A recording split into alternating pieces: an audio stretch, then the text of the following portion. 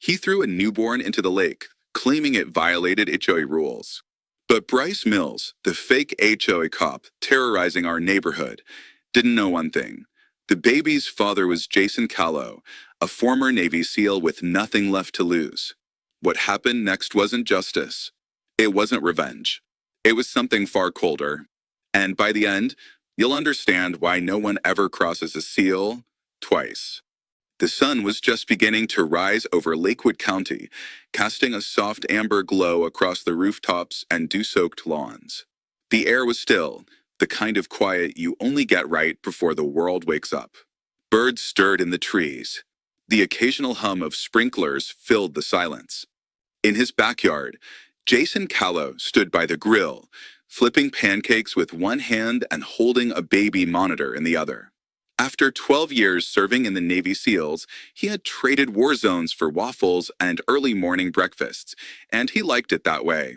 His wife, Emily, was inside with their newborn son, Logan, who'd finally fallen asleep after a rough night. Jason was still getting used to the rhythm of civilian life, mowing lawns instead of sweeping buildings, grilling instead of guarding. He bought their new home in what the real estate agent had called a model HOA community where everything was supposedly safe, organized, and tightly regulated. It was that last part he hadn't paid enough attention to.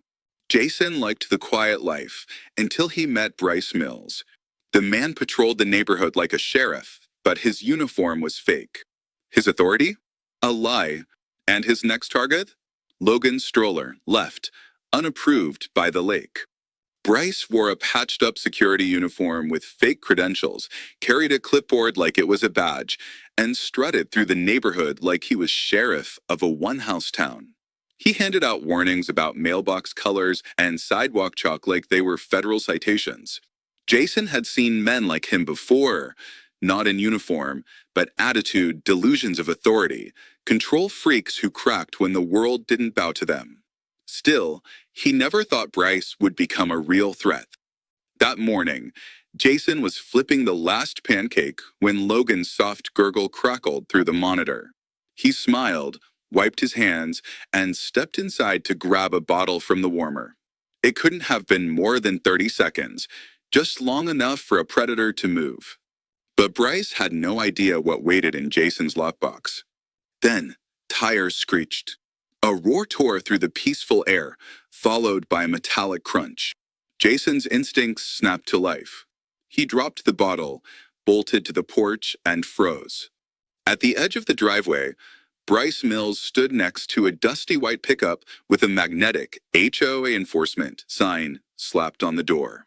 His eyes were wide, unblinking, his whole frame twitching with manic energy, and in his arms, the stroller with Logan inside. Jason's heart slammed against his ribs. Code violation. Bryce bellowed, lifting the stroller like a piece of stolen luggage. What are you? Jason started to scream, but Bryce was already running. Not toward the street, not toward a car, toward the lake. Jason gave chase, his bare feet pounding against concrete and wet grass, adrenaline flooding every nerve in his body. He screamed Bryce's name over and over, the words catching in his throat like glass. Stop. Put him down.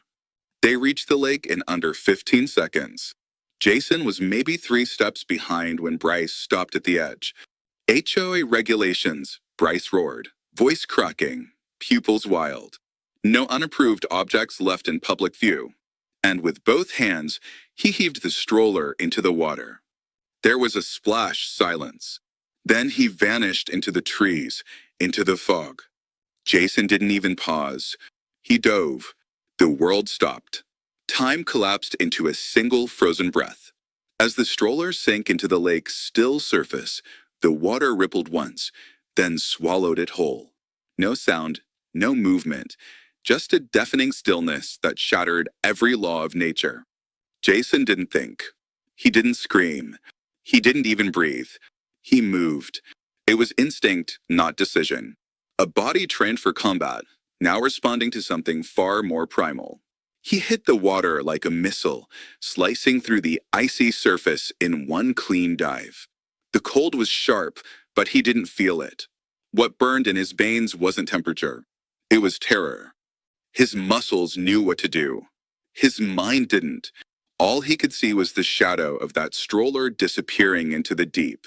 His eyes stung. His lungs burned. Every second was a hammer on his chest. 1, he kicked downward, cutting through the murk. 2, the world above vanished. Only black water and the muffled thunder of his own heart remained.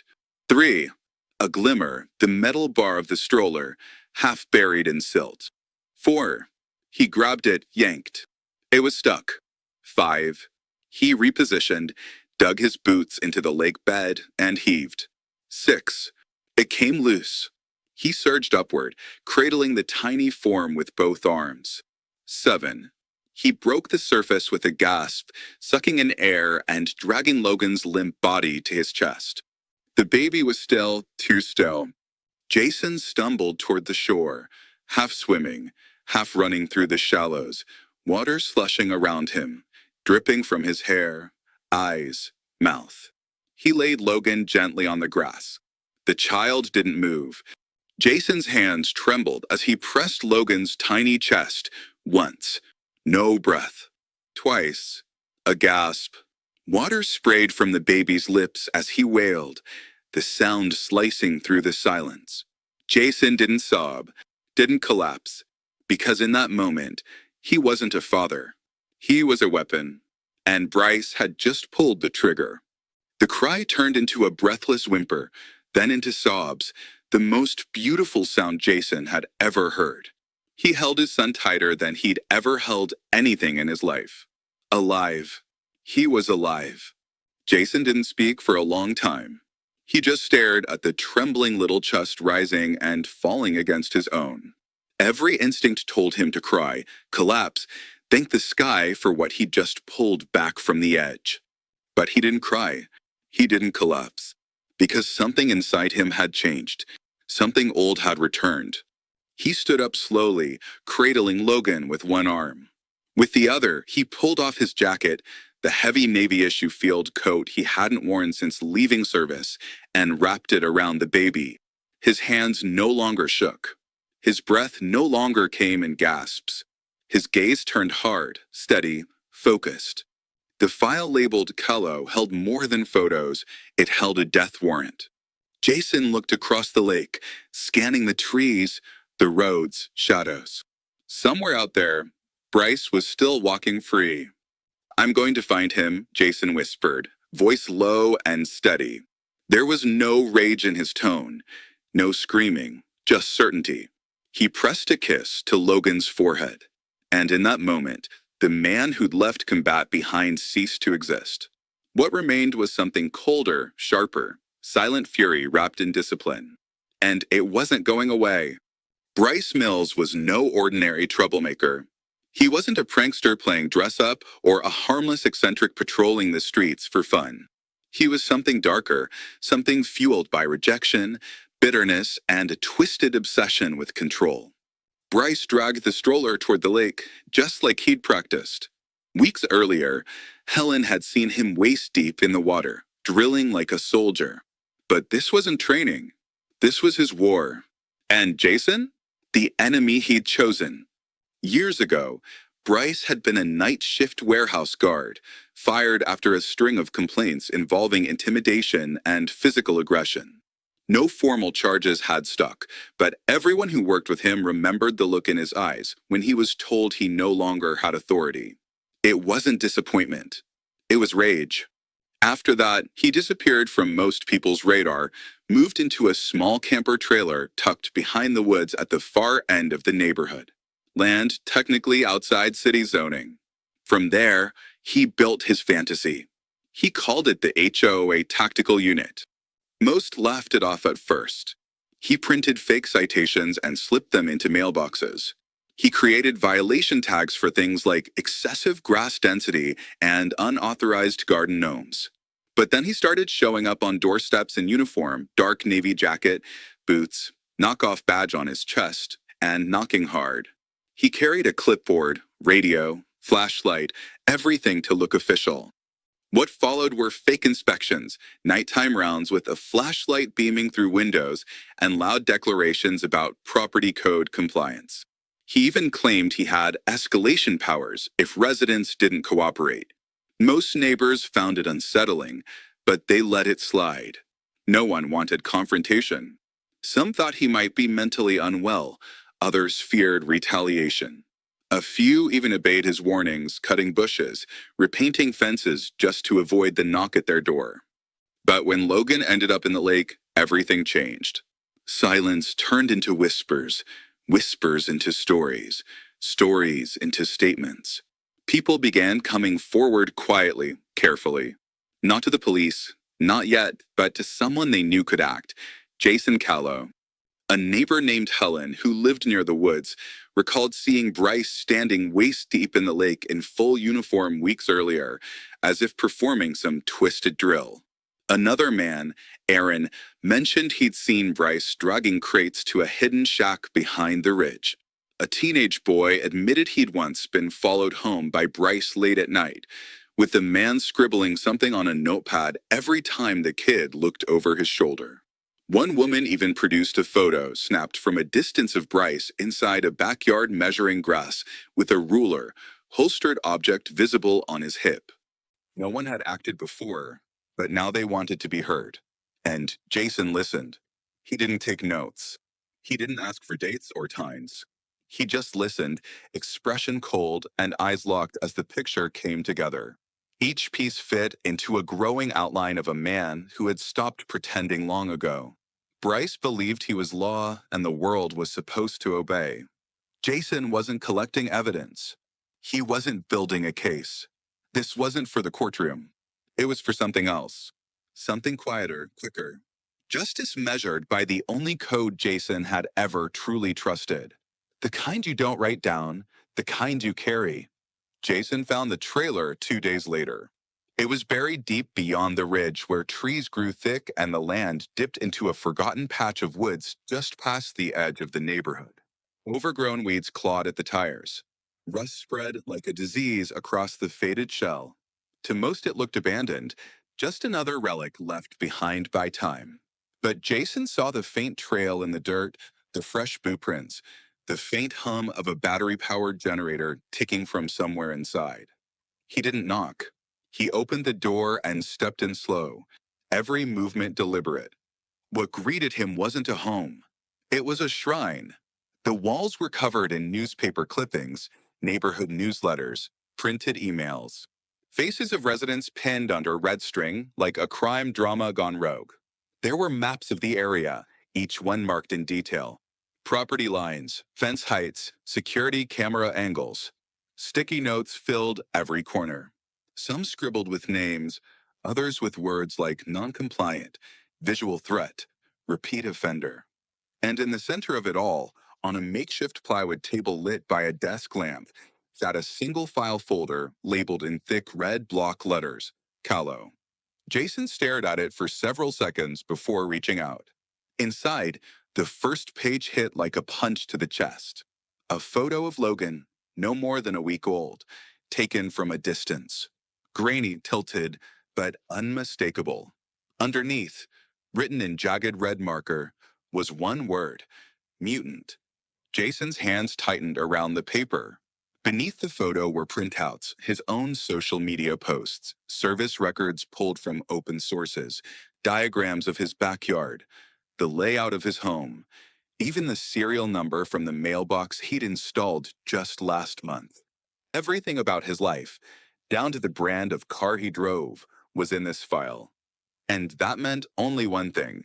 This wasn't about some random code violation. This was targeted. Bryce hadn't snapped suddenly. He planned this, studied, waited, and when he struck, it wasn't out of impulse. It was personal. Jason kept flipping more notes. A scribbled line reading, seal threat profile high. Another note underlined twice, weak point equals child. The rage simmering inside him no longer burned. It crystallized, cold, sharp. This man hadn't just crossed a line. He built an entire world on the other side of it. And the most chilling part? Bryce had left it all here, untouched, almost like he wanted it found, as if he was waiting. Jason took one last look around the trailer. His gaze landed on a cracked photo frame nailed to the wall.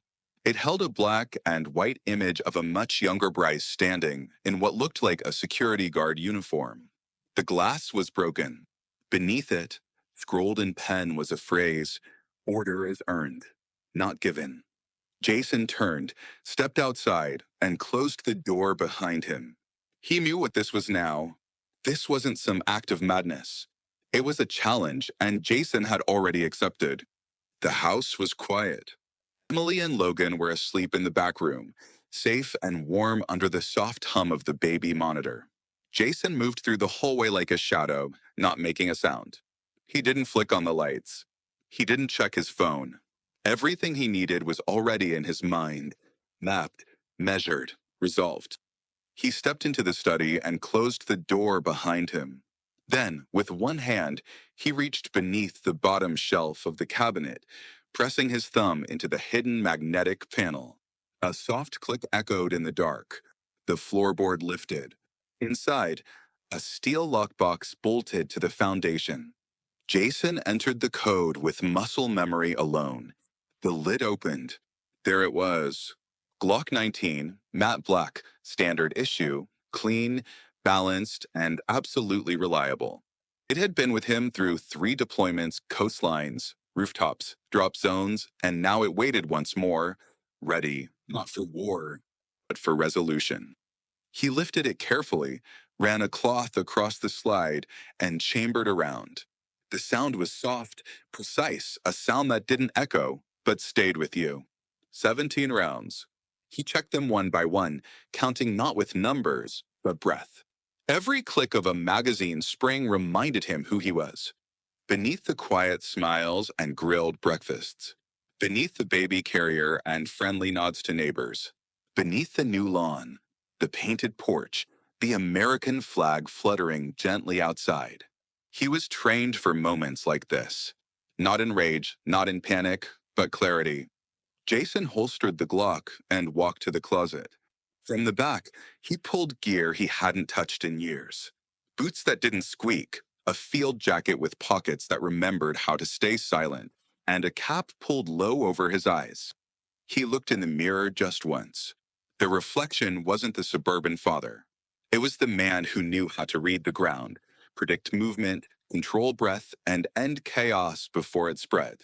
He didn't move like a man seeking revenge. He moved like a man fulfilling a task, a mission with no margin for hesitation. Jason stepped outside and let the door shut behind him. The night air was still. Trees whispered in the distance. The streets were empty, but he didn't need a map to find his target. He knew Bryce wouldn't run far. Not tonight. Not after leaving a trail like that. A message wrapped in obsession. People like Bryce don't hide. They wait. They return to the place where they felt power. Jason glanced toward the horizon where the silhouette of the lake shimmered under the silver glow of the moon. That's where Bryce would be, where it all started. Jason didn't flinch. He didn't speak. He walked, and with every step, he shed the weight of pretending until all that remained was purpose and steel. The fog lay thick over the lake, hugging the ground like it was afraid to let go. Every tree along the shoreline stood frozen, branches stiff in the windless air. The silence was dense, broken only by the slow lapping of water against the rocks. It didn't feel like night. It felt like the hour before something irreversible. Jason emerged from the woods without a word. His boots moved through the wet grass without sound, his breath steady, heart quiet. There was no emotion left on his face, just focus, purpose. He could see the shape ahead, just where he thought it would be. Bryce Mills standing near the water's edge, motionless in the fog. One arm hung loose by his side, the other rested across his chest, cradling something metallic and short-barreled, a shotgun. Jason didn't flinch. He simply stepped forward. Bryce turned his head slowly, the way someone might when hearing footsteps in a dream. "I knew you'd come," he muttered, not raising the weapon yet. His voice was hoarse, like he hadn't spoken aloud in hours. Took you longer than I expected. Jason stopped about 30 feet away. No words, no movement.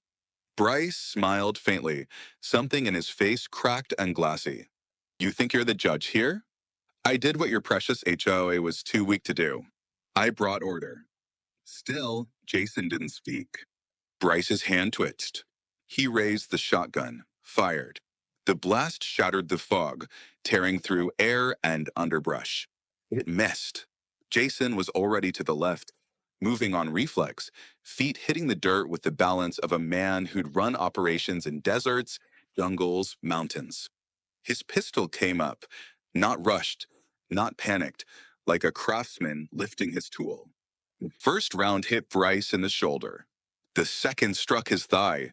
The third, precise and intentional, hit low, stopping Bryce's crawl before it started. The man dropped hard. His body folded sideways onto the mud with a cry that turned into a broken wheeze. The shotgun slid from his grip, spinning once before landing near the reeds. Jason walked toward him, his steps deliberate and silent. No rush, no fear, just the sound of boots pressing wet earth and the distant echo of water kissing the shore. Bryce was breathing heavy now, propped on one elbow, eyes wild. You're not Law, he's fat. Not allowed. Jason said nothing. He grabbed Bryce by the collar and pulled. The man's body dragged easily through the dirt, his limbs jerking like broken branches. The fog closed in behind them as Jason hauled him toward the water, toward the same stretch of shoreline where the stroller had disappeared days before. The lake was calm. Jason stopped at the edge and stared out at the still water. Then he looked down. Bryce's voice trembled now. Don't do this, please. Jason crouched slowly, leaning in just enough so Bryce could hear every word. You threw my son in this lake, he said softly. Without blinking, without thinking. Just gone. Bryce's breathing hitched. Jason didn't raise his voice. He didn't shake with fury. He was past that. This isn't payback, he said almost quietly. This is clarity. Bryce writhed weakly, grabbing at Jason's sleeve with one hand. Jason didn't move. You wanted him to drown, he said. You called it code enforcement. You saw a child and thought target. He paused. Now you're going to feel what he felt. And with one hand, he pulled Bryce a foot closer to the water's edge. The lake lapped at his legs. Bryce let out a whimper, but Jason just stood, not to harm, to show, to remind. He stared down at the man who thought himself untouchable and watched fear take the place of arrogance. The same fear Logan must have felt, surrounded by cold, alone in silence. Jason didn't throw him in. He didn't have to. Bryce had already sunk in every way that mattered. Jason stood at the edge of the lake, mist curling around his legs, the barrel of his pistol still warm. The man at his feet, Bryce Mills, shivered not from the cold, but from the realization that his world had finally come undone. Jason stared down at him in silence. For a long moment, there was nothing but the sound of water lapping against the rocks, the slow, uneven breaths of a man who'd finally met something stronger than his delusion. Bryce was no longer the self-declared enforcer of neighborhood order. No more clipboard. No more fake badge. Just a man lying in mud, wounded and afraid, waiting for a verdict he didn't get to write. But Jason didn't push him into the water. He didn't drag him beneath the surface. He didn't cross that line. He reached into his jacket pocket, pulled out his phone, and dialed. 911, said the dispatcher on the other end. What's your emergency? Jason's voice was steady. I've neutralized an armed suspect. He's injured but alive. I need units at Lakeshore Trail. Send EMS and law enforcement. He didn't elaborate. He didn't explain. He gave coordinates. Then he ended the call. Minutes passed. Jason didn't move from his spot. He stood there, Glock still in hand, not aimed, just held like a tool that had done its job and was waiting to be put away. He watched Bryce crawl slightly as if trying to inch away. But every breath was a struggle. The injuries had slowed him, humbled him, forced him to feel what others had. Helplessness, uncertainty, vulnerability. Jason didn't offer comfort. He offered truth. You knew I'd come, Jason said quietly. You planned for it. Bryce coughed, lips trembling. You? You were supposed to stop. People like you protect the weak. I did, Jason replied. The faint sound of sirens grew in the distance, weaving through the trees like the final chapter of a book already written. Red and blue lights finally bled into the fog, dancing across the lake like ghosts. Tires crunched on gravel, doors slammed. Hands in the air, came the call from a deputy, voice sharp, boots hitting the shore. Jason turned toward them calmly. He set the Glock gently on the ground, raised both hands, and stepped back from Bryce. I'm not resisting, he said. The weapon's on the ground. Suspect is down, armed earlier. He's alive for now. The officers moved in quickly. Two covered Jason. Another moved toward Bryce. A fourth collected the pistol. The moment passed without shouting, without panic. It was clean, precise, just like everything Jason had done. Bryce screamed as the cuffs clicked. He's a soldier. He's supposed to protect people. Jason didn't flinch. I did, he said, staring at the lake. Logan's alive. You're finished. That's the only math that matters. Bryce whimpered as the deputy rolled him onto his side and clipped restraints around his wrists. You can't let him get away with this, Bryce cried, voice cracking. He's a soldier. He's supposed to protect people. That's what they do. Jason stood motionless. The officer holding him turned slightly, unsure what to make of the accusation, but Jason looked straight into Bryce's eyes, calm, steady, unshaken. I protected, he said firmly. Just not you. The words hung in the air, heavier than the fog, clearer than sirens. It was over. Jason wasn't applauded. No crowd gathered. No grand statement was made. He simply watched as Bryce was lifted onto a stretcher, his words growing softer, more desperate, until they were lost in the hum of engines. Then Jason turned and looked out at the lake once more. The water was still again, and for the first time since that terrible morning, he let himself breathe. The gavel struck once, then silence. Bryce Mills was sentenced to 45 years in federal prison. No parole, no suspended terms, no second chances. The courtroom didn't erupt into applause. There were no cheers, just quiet exhalations, like an entire town releasing a breath it hadn't realized was holding. The man who had stalked their streets, who had weaponized fear under the guise of order, was finally gone. The charges were numerous. Attempted murder of an infant, kidnapping, impersonating law enforcement, criminal harassment, unlawful surveillance, breaking and entering, and abuse of authority. But more than the legal jargon, what mattered most was this. He'd been stopped, and he would never hurt another neighbor again. Jason sat still through the entire sentencing, expression unreadable. His wife, Emily, held Logan close on the bench beside him. The baby had fallen asleep in her arms, unaware that this quiet moment in a courthouse was the final chapter of something that had nearly taken him away forever. Outside the courthouse, reporters gathered. Cameras flashed, microphones reached forward. Jason walked past them without a word. The story didn't belong to them. It belonged to the people of Lakewood, and they were just beginning to reclaim it. What came next was something rare. Change. Inspired by the events surrounding the case, nearly every resident in the HOA zone attended the emergency community meeting held 2 weeks later. Not to protest, not to fight, but to take back what had been twisted. They came armed with evidence, photos, complaints, first-hand accounts. Everything they had once been too afraid to say, they brought into the open. Bryce's trail of manipulation went back years. Fake citations, unauthorized property checks, nighttime intrusions under the guise of security checks. It became clear the HOA board had either turned a blind eye or had never truly checked his credentials. Either way, trust had been broken. A class action lawsuit followed. Residents demanded accountability, not only for Bryce, but for the system that enabled him. Investigators combed through board records, financials, hiring documents. What they found led to a full legal audit, and within months, the HOA board was dissolved. A new one was formed, publicly elected, transparently managed. The new board included veterans, educators, and parents who vowed to restore the balance between order and freedom, between safety and fear. Jason was offered a position. He declined. He didn't need power. He had peace. And that peace took shape every morning in the same place it had nearly been shattered, the lake. Just after dawn, Jason followed a quiet path that wound behind the houses through a stretch of trees and opened to the shoreline.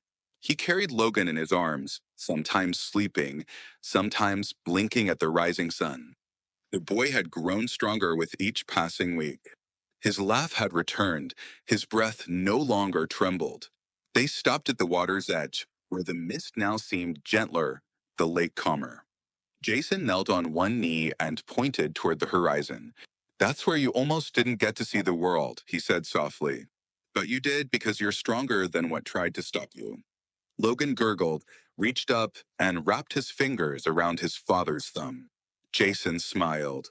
"You're stronger than death, son, and I'm stronger than fear." That had become his quiet ritual, not for revenge, but for memory, for gratitude. Not a day passed that he didn't think of how close he had come to losing everything. But now, instead of carrying a weapon, he carried his son.